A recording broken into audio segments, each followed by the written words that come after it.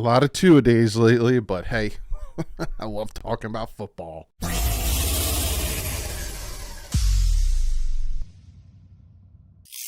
What is up, Finn fans?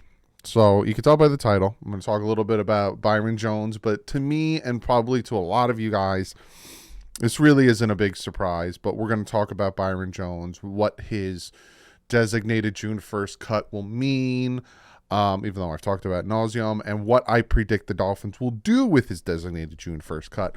Plus, there's other tidbits out there from today that I will also talk about and address. So, without further ado, let's jump into it. Pop it up.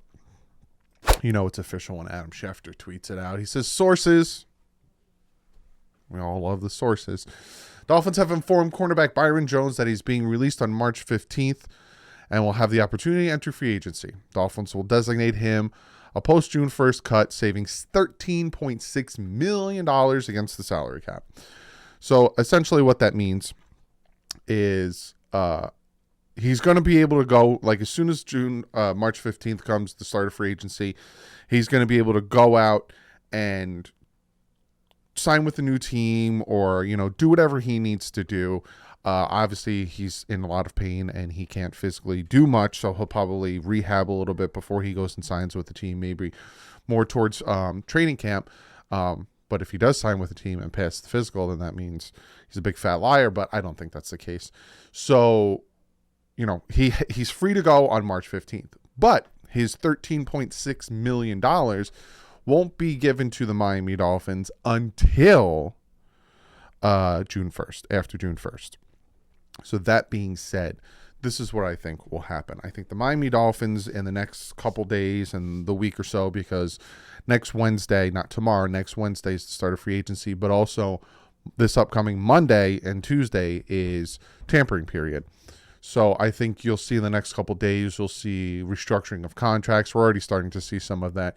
You'll see players getting released. Go check out yesterday's video where I went around the NFL and talked about people who didn't get franchise tag, people who aren't going to get re-signed, people who are getting released like Bud Dupree, all that stuff to clear up cap space. I could see the Dolphins making a lot of moves, whether it's re-signing, renegotiating, or releasing players to clear up cap space. And I think they'll use that money, however much it will be. Again, you can go back and watch my video of the cap and how they can clear up to get about $50 million in cap space. And I think they'll use that money to, with the initial first wave of free agency, maybe go out, get another corner. To me, again, the needs are they need another corner. They need offensive line help. They need running back. We have no running back under the roster. And linebacker. So about 4 players. If they can go out and, make a big name out of 2 of those 4 players, then I think they're good and all that stuff. Then the June 1st cut, they can use that money for depth, for back-end stuff, for the draft paying, and also for transferring over to the next year. Those are the options for that $13.6 million. But I honestly could see the Dolphins, again, go out, get yourself a big name linebacker. Go out and get yourself a running back. Go out and get yourself another corner to pair with Xavier Howard and put in there with Trill Williams. Bring back Nick Needham. You have Kader Kohu. You have a lot of good guys there. And also get a right tackle because you can't rely on somebody. You can't rely on somebody. Also, some other news from today.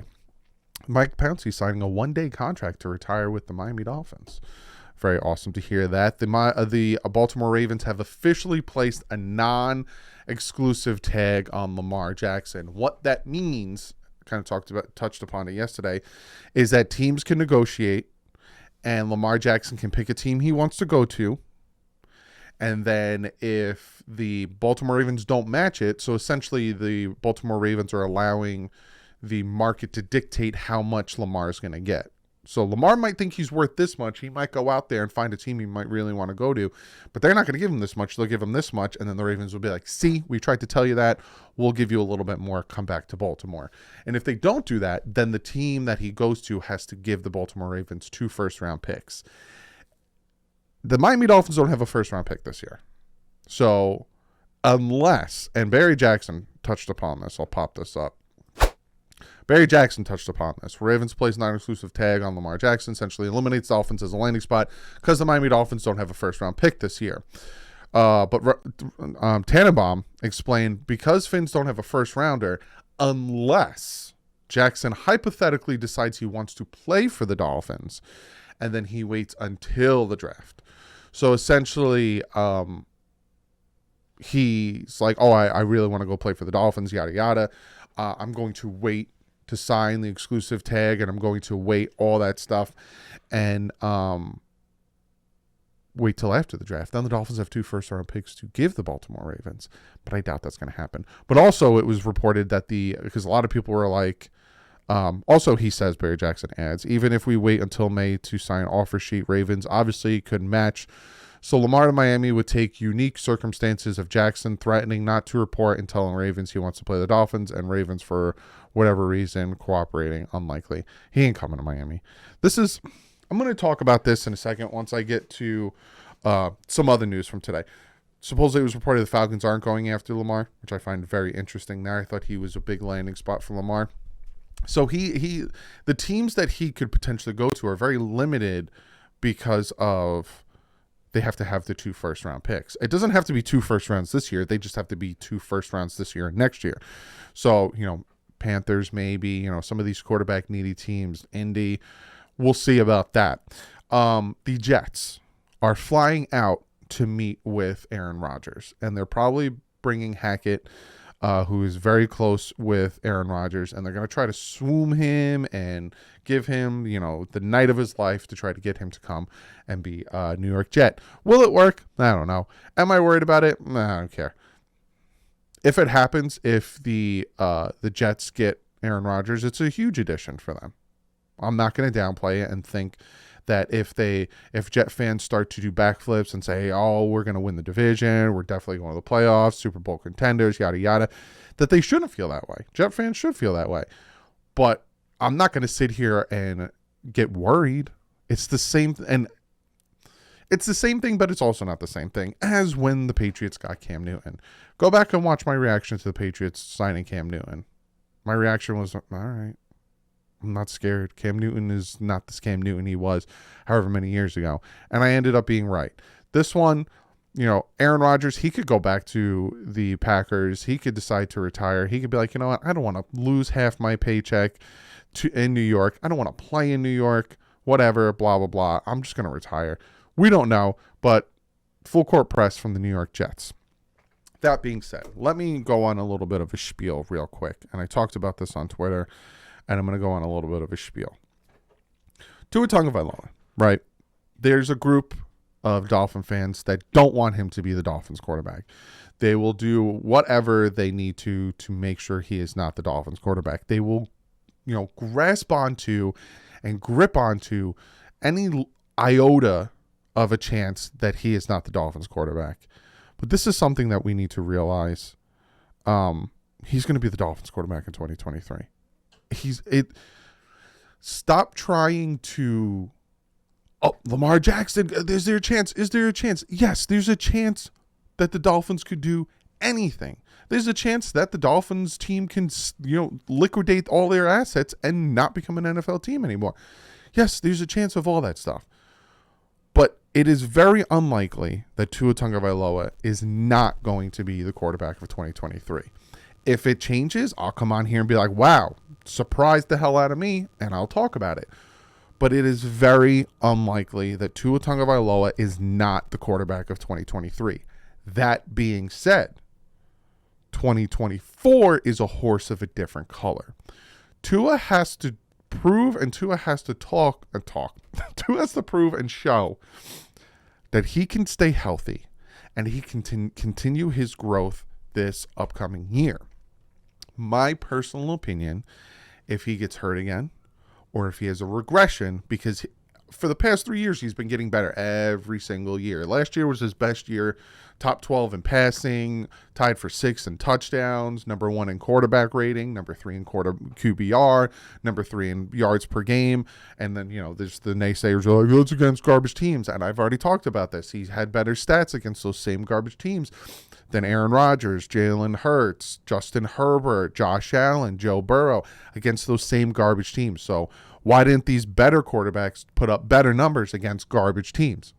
It's because he played very well. Don't diminish what he did and elevate what he does bad. Keep it even keel. That's where the bias, and that's where people get name called for. That's what I try to do here. I keep it even keel. Great games, bad games. Same reaction. He needs to do better. Those bad games sucked. I talked about him for weeks and everything. His great games, I talked about him. But that's where the pendulum is with this fan base and the small portion of the fan base on either end. The bad games are magnified tenfold, and the good games are, they were against bad defenses. Let's push those aside, yada, yada. The good games are, they're the greatest things on the face of the earth. The bad games are, it's because he had a bye week and because of concussions. And keep it the same energy for both. Keep it the same. Unbiased. That's what I try to do. And I'm a Miami Dolphins fan. I'm not a Tua Tagovailoa fan. I root for the kid, and I root for him even hard now because I see so much bias, but I'm a Miami Dolphins fan. That being said, like I just said, he's going to be the quarterback in 2023. You need to if you don't want it to, you just need to just bear with it and root for the team to win. Because if you don't root for the team to win and you root for the team to lose and you root for Tua to do bad because you don't want him on the team anymore, then a lot of things have to be questioned. That's all I'm going to say. But if he doesn't do well, you might get your wish. We'll see. But again, I'll say it again, because then Tom Brady's situation, which I didn't talk about and I didn't want to talk about, came out. Rich Eisen, look out for Miami. And then Tom Brady comes out and says, I'm retired. I just got a little kitten for my daughter. I'm not unretiring. Stop. And this is what I'm talking about. People put so much weight and so much energy into rumors and sources and but ignore what the coaches say. Doug, but there was rumors with Deshaun Watson and there was rumors with Tom Brady with Brian Flores. Brian Flores did not say what Mike McDaniel said at the end of the year. They emphatically said that he is their quarterback. I'm going to pull up the quote. Emphatically. Like, I never heard Brian Flores say this. Yeah, I would say that Tua Tagovailoa, he's our starting quarterback. I don't know how we could say it any more clearly. We've been that way through the season, and he's done, and what he's done, and what Mike McDaniel and Tua and Bevel and Chandler Henley, the coaching staff, have done. They've all worked tremendously hard, all of them together. So Tua, we anticipate him, worked with him, and talking with the doctors and consulting everyone we dealt with. We fully expect him back next year, 100% ready to go. Then we'll get through all the decisions, like I said, just like we talk about every player on the roster. Obviously, I understand because it's Tua, and that's why the questions is being asked. We'll go through our process. He is our starting quarterback, and will be next season. I don't know how much clearer that needs to be. And people say, they said this in the combine. Were they talking about Skylar Thompson? Because from my recollection, it started with Skylar Thompson, and then they said, yeah, we're going to turn over every stone. People just want to make something out of nothing. I just went on. The video's titled Byron Jones, and I want to talk some NFL, and I just went on like a 10-minute ramble about Tua because it's just getting ridiculous at this point. People are just making things up. Tua's going to be the quarterback of 2023. Will he be the quarterback of 2024? That's up to him. He needs to play well, and he needs to stay healthy. If he does those two things, probably. That's facts. Facts, hard facts, stamp it.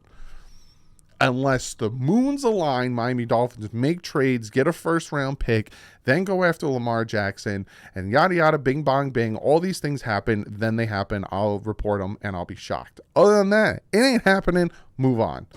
Let's get some offensive line players. Let's get some linebackers. Let's get a corner. Let's get some running backs. Let Vic Fangio completely revolutionize that defense. Let's go win the division and let's get in the playoffs.